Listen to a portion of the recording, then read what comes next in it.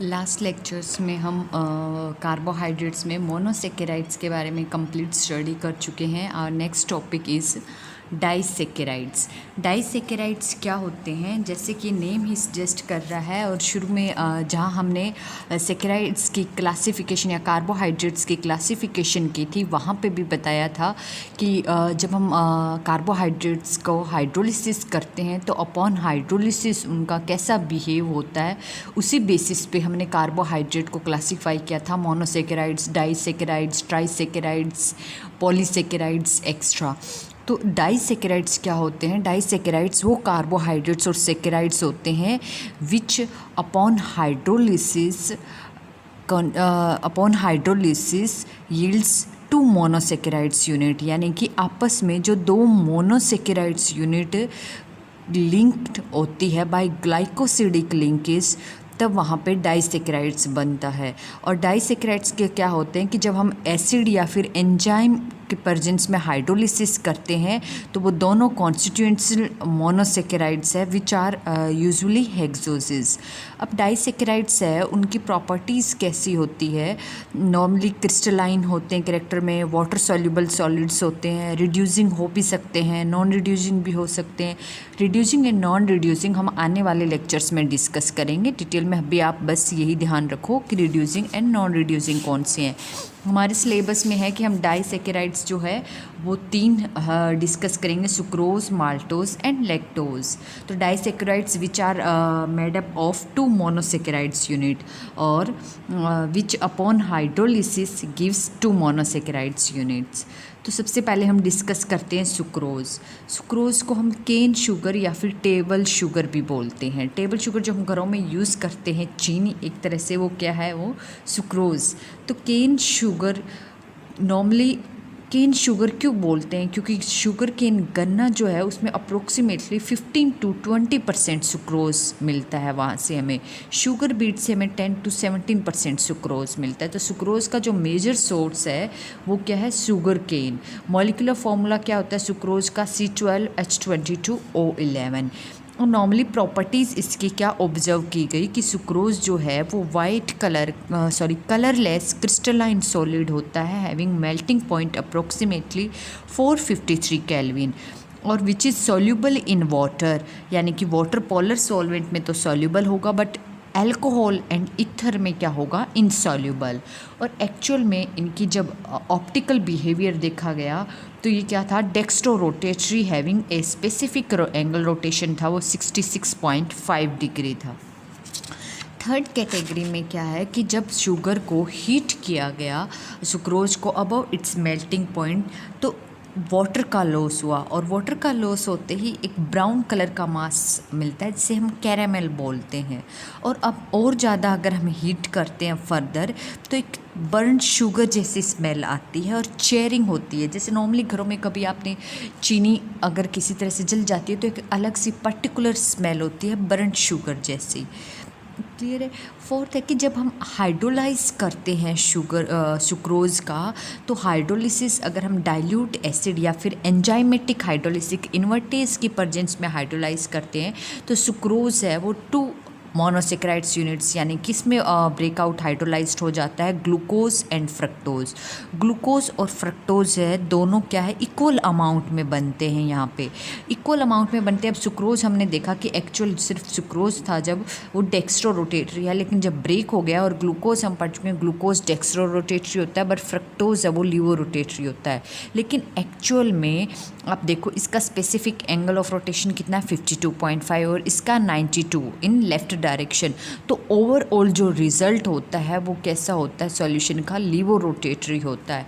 तो after hydrolysis अब जो मिक्सचर है इनका वो क्या हो गया? उसकी ऑप्टिकल रोटेशन कैसी है? यहाँ पे लीवो रोटेटरी। तो एक तरह से सुक्रोज था तो dextro rotatory, but upon invert इसके साथ या फिर हाइड्रोलाइज करते हैं जब हम एसिडिक कंडीशन में, तो वहाँ पे वो उसकी कॉन्फ़िगरेशन चेंज हो गई है, लीवो रोटेटरी हो गया है। तो इस प्रोसेस को हम बोलते हैं इन्वर्जन ऑफ शुगर भी बोल सकते हो, या फिर इन्वर्जन ऑफ सुक्रोज भी बोल सकते हो। और अब जो ये शुगर यहाँ पे मिला है मिक्सचर, एक तरह से इसे क्या बोलेंगे? इसे बोलेंगे इस मिक्सचर को इन्वर्ट शुगर। क्लियर है। नेक्स्ट है कि जब हम ऑक्सीडाइज करते हैं in presence of nitric acid तो सुक्रोज है वो ऑक्जेलिक एसिड में ऑक्सीडाइज हो जाता है। और जब हम सुक्रोज को कंसनट्रेटेड सल्फ्यूरिक एसिड के साथ ट्रीट करते हैं तो वहाँ पे carbon dioxide and sulphur dioxide की फॉर्मेशन होती है। किस तरह से? सबसे पहले सुक्रोज है वो सल्फ्यूरिक एसिड की प्रेजेंस में कार्बन एंड वाटर में ब्रेक हो जाएगा, फिर एलिमेंटल कार्बन है वो सल्फ्यूरिक एसिड के साथ रिएक्ट करके carbon dioxide and sulphur dioxide का रिलीज़ होगा। एक और प्रॉपर्टीज़ है कि जब हम एसिटाइलेशन करते हैं सुक्रोज़ की तो ये हम लास्ट में भी डिस्कस कर चुके हैं जहाँ पे हमने ग्लूकोज फ्रक्टोज इनको एसिटाइल किया था कि ऑन एसिटाइलेशन एसिटिक अनहाइड्राइड के साथ करते हैं तो वो प्रोडक्ट है वो एसिटाइलेटेड हो जाता है। तो सुक्रोज़ को जब हम एसिटिक अनहाइड्राइड के साथ ट्रीट कर रहे थे तो सुक्रोज़ है वो ओक्टा एसिटेट बना रहा था। इसका मतलब सुक्रोज़ के पास ओक्टा एसिटेट और हाइड्रोक्सी ग्रुप है वो एसिटाइलेटेड होते हैं, वहाँ पे एसिटाइल ग्रुप आता है। इसका मतलब 8 ओक्टा मतलब 8 एसिटेट बन रहे हैं, यानी कि सुक्रोज में 8 हाइड्रोक्सी ग्रुप है वो फ्रीली है जो रिएक्ट कर सकते हैं एसिटिक अनहाइड्राइड के साथ। And next and most important property थी कि जो सुक्रोज है ये रिड्यूसिंग एजेंट नहीं है और ना ही ये साइनोहाइड्रिन बनाता है, ना ही ऑक्साइम बनाता है, ना ही ओसाजोन बनाता है। इसका मतलब सुक्रोज के अंदर कहीं पे भी एल्डिहाइड या फिर जो कार्बोनिल ग्रुप है वो फ्री फॉर्म में नहीं है। तो ये हम देखेंगे, अभी तो जस्ट हमने ये प्रॉपर्टीज़ ऑब्जर्व की है कि क्या क्या प्रॉपर्टीज़ होती है इसमें। नेक्स्ट है स्ट्रक्चर। स्ट्रक्चर में क्या स्ट्रक्चर कैसे इलुसिडेशन करते हैं, जैसे हमने फ्रक्टोज एंड ग्लूकोज में केस में की थी उसी तरह यहाँ डाइसेकेराइड्स के केस में करेंगे। और नेक्स्ट इसके एक बिहेवियर क्या ऑब्जर्व किया था कि ये म्यूटा रोटेशन भी शो नहीं करता है। तो सबसे पहले हमारा स्ट्रक्चर इलुसिडेशन में मॉलिक्यूलर पहला स्टेप होता है मॉलिक्यूलर फॉर्मूला डिटरमाइन करने का। तो from elemental method analysis and molecular weight determination sucrose का मॉलिक्यूलर फॉर्मूला है वो क्या आइडेंटिफाइड हुआ C12H22O11। अब डाइसेकेराइड्स यूनिट है तो हमें ये देखना है कि एक्चुअल में किन दो मोनोसेकेराइड्स यूनिट से ये बना हुआ है, यानी कि इसकी कॉन्स्टिट्यूएंट यूनिट क्या है। तो ये हमने इसकी प्रॉपर्टी भी ऑब्जर्व की कि जब हम सुक्रोज को एसिडिक कंडीशन में हाइड्रोलाइज करते हैं या फिर एंजाइमेटिक हाइड्रोलिसिस करते हैं तो वहाँ पे 2 यूनिट मिलती है हमें ग्लूकोज एंड फ्रक्टोज। इसका मतलब कि एक्चुअल में जो सुक्रोज है वो इन 2 यूनिट से बना हुआ है, एक ग्लूकोज और एक फ्रक्टोज की। क्लियर है हर किसी की एक यूनिट। यहाँ से हमें कॉन्स्टिट्यूशनल यूनिट पता चल गई है।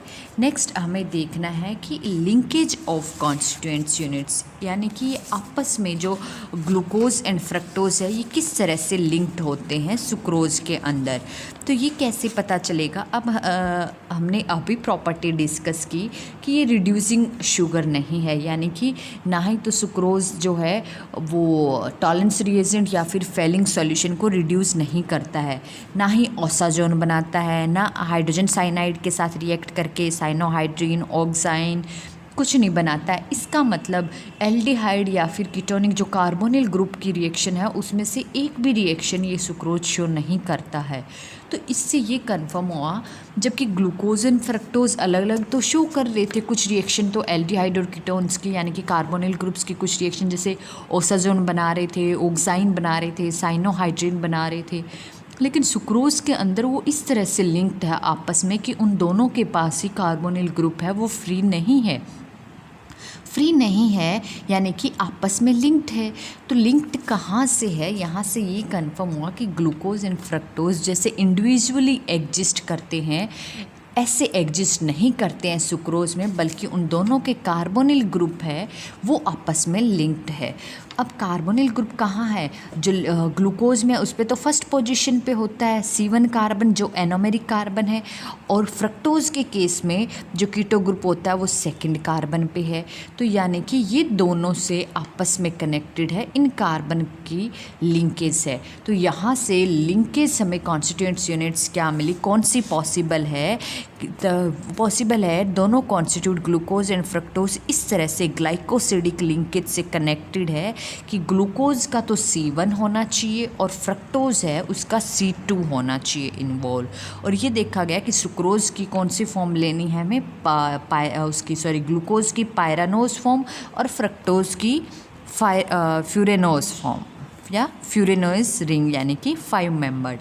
अब हमें ये देखना है नॉर्मली क्या है कि जब ग्लूकोज का ये फर्स्ट कार्बन है और इसका सेकंड, यानी कि कनेक्टिविटी है वो इन दोनों के बीच में होगी। अब ग्लूकोज भी 2 तरह के आइसोमर्स होते हैं, अल्फ़ा एंड बीटा, फ्रक्टोज भी अल्फ़ा एंड बीटा। तो हमें ये देखना है जो कॉन्स्टिट्यूएंट्स यूनिट हमने निकाली ग्लूकोज एंड फ्रक्टोज, इनकी लिंकेज निकाली कि ग्लूकोज का C1 है वो फ्रक्टोज के C2 के साथ। अब हमें देखनी है configuration of constituents units and stereochemistry of glycosidic configuration, यानी कि हमें ये देखना है कि ग्लूकोज है उसका अल्फ़ा या बीटा और फ्रक्टोज है उसका अल्फ़ा या बीटा आपस में कौन से आइसोमर्स इंक्लूडेड होते हैं सुक्रोज के अंदर। तो ये देखा गया कि माल्टेज जो एंजाइम होता है वो सुक्रोज को हाइड्रोलाइज कर रहा था और माल्टेज जब सुक्रोज को और माल्टेज की प्रॉपर्टी क्या होती है कि माल्टेज एक ऐसा एंजाइम है जो सिर्फ और सिर्फ अल्फ़ा ग्लूकोसिडिक लिंकेज को ही हाइड्रोलाइज कर सकता है, ग्लूकोसिडिक अल्फ़ा इसका। और ये सुक्रोज को हाइड्रोलाइज कर रहा था, इसका मतलब सुक्रोज में अल्फ़ा ग्लूकोसिडिक लिंकेज है कहीं ना कहीं। अल्फ़ा ग्लूकोसिडिक लिंकेज कब आएगी, जब अल्फ़ा ग्लूकोज होगा। तो यहाँ से हमें ये पता चला कि सुक्रोज में जो ग्लूकोज यूनिट है वो कौन सी है, अल्फ़ा ग्लूकोज है वहाँ पे। और दूसरा ये देखा गया कि सुक्रोज को सुक्रेज हाइड्रोलाइज कर रहा था, यानी कि सुक्रोज है वो सुक्रोज एंजाइम की प्रेजेंस में भी हाइड्रोलाइज हो रहा था। और सुक्रेज एंजाइम की एक प्रॉपर्टी है पर्टिकुलर कि ये सिर्फ और सिर्फ बीटा फ्रक्टोफ्यूरेनोसाइड को ही हाइड्रोलाइज कर सकता है, अल्फ़ा फ्रक्टोफ्यूरेनोसाइड लिंकेज को हाइड्रोलाइज नहीं कर सकता। तो इससे यहाँ कंफर्म हुआ बीटा फ्रक्टोफ्यूरेनोसाइड है, इसका मतलब अगर सुक्रेज से हाइड्रोलाइज हो रहा है तो, यानी कि और बीटा फ्रक्टोफ्यूरेनोसाइड लिंकेज कब आएगी, जब बीटा फ्रक्टो होगा वहाँ पे फ्यूरेनोस। क्लियर है। तो यहाँ से ये कंफर्म हुआ कि सुक्रोज यूनिट में ग्लूकोज है उसकी अल्फ़ा फॉर्म और फ्रक्टोज है उसकी बीटा फॉर्म। तो अगर हम बताएं फिशर प्रोजेक्शन में तो हमने ये बना लिया यहाँ पे ग्लूकोज, और ग्लूकोज की जब अल्फ़ा फॉर्म है यानी कि हाइड्रोक्सी कहाँ होगा, इस साइड राइट साइड, और फ्रक्टोज की बीटा फॉर्म है तो यहाँ पे हाइड्रोक्सी है वो क्या होगा, लेफ़्ट साइड। तो अगर हम लिंकेज दिखाएं तो किस तरह से दिखाते हैं, नॉर्मली ग्लाइकोसिडिक लिंकेज क्या होता है कि एक का हाइड्रोक्सी और दूसरे के हाइड्रोक्सी, यानी कि मिथेनॉल के साथ अगर हम ट्रीट करवा रहे थे, आपको ध्यान है तो ग्लूकोज की मिथेनॉल के साथ रिएक्शन करवा रहे थे, तो ग्लूकोज का जो हाइड्रोक्सी पार्ट है वो उस एल्कोहल मिथेनॉल का जो एल्कोक्सी पार्ट है मिथॉक्सी उससे रिप्लेस हो रहा था। तो यहाँ से एक तरह से अगर मैं इसको कंसिडर कर लूँ कि इसका जो हाइड्रोक्सी पार्ट है अल्फ़ा पोजीशन है तो इस साइड होगा, और यहाँ पे इसका हाइड्रोक्सी बीटा है तो लेफ़्ट साइड होगा। तो ये यहाँ पे ऐसे अटैक करेगा जैसे मिथेनॉल का मिथॉक्सी पार्ट करता है, ऐसे ही इस ग्लूकोज का ये वाला एल्कोक्सी पूरा है वो इस पे अटैक करेगा और यहाँ से हाइड्रोक्सी रिमूव कर देगा।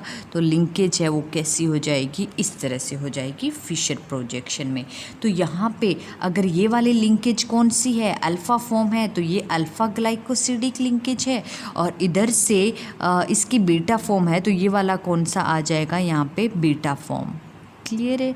तो अगर इसके फिशर प्रोजेक्शन की बजाय हॉर्ट प्रोजेक्शन दिखाना चाहें तो हॉर्ट प्रोजेक्शन कैसे दिखाएंगे, ग्लूकोज यूनिट है वो कैसा होगा, अल्फ़ा होगा, यानी कि हाइड्रोक्सी है वो राइट साइड है तो हम हाइड्रोक्सी को क्या दिखाते हैं, डाउन, और हाइड्रोजन को क्या दिखाएंगे, अप वाले को, लेफ़्ट वाले को अप। क्लियर है। तो हाइड्रोक्सी कहाँ आ जाएगा, यहाँ इस पोजीशन पे, और फ्रक्टोज की बीटा फॉर्म दिखानी है तो CH2OH डाउन, और हाइड्रोक्सी कहाँ होता है बीटा फॉर्म में, लेफ़्ट, तो हाइड्रोक्सी अप। तो यहाँ से वाटर का रिमूवल दिखा दो तो जस्ट कनेक्टिविटी क्या होगी, यहाँ हाइड्रोक्सी और यहाँ पे हाइड्रोक्सी। तो ये लिंकेज बनेगी ग्लूकोज यूनिट यहाँ पे एंड फ्रक्टोज यूनिट यहाँ पे। क्लियर है। इसकी नेमिंग देना चाहो तो नेमिंग कैसे दे सकते हो? नेमिंग दो तरीके से लिख सकते हो इसको। अब ये चेन है, चाहे इसको मेन चेन मान लो, इसको साइड मान लो। अगर इसको साइड मानते हो तो ये क्या है, ग्लूकोपाइरानोज है, तो हम क्या लिखेंगे, अल्फ़ा डी ग्लूकोपाइरानोसाइल, और ये क्या है, बीटा डी फ्रक्टोफ्यूरेनोसाइड। या फिर दूसरा तरीका है कि इसको साइड मान लो और इसको मेन चेन मान लो। तो इसको साइड की तरह क्या लिख सकते हो, बीटा डी फ्रक्टोफ्यूरेनोसाइल, अल्फ़ा डी ग्लूकोपाइरानोसाइड। तो आप दोनों में से किसी भी तरीके से लिख सकते हो। तो ये था डाइसेकेराइड में sucrose. In next lecture we discuss the next disaccharides, that is maltose.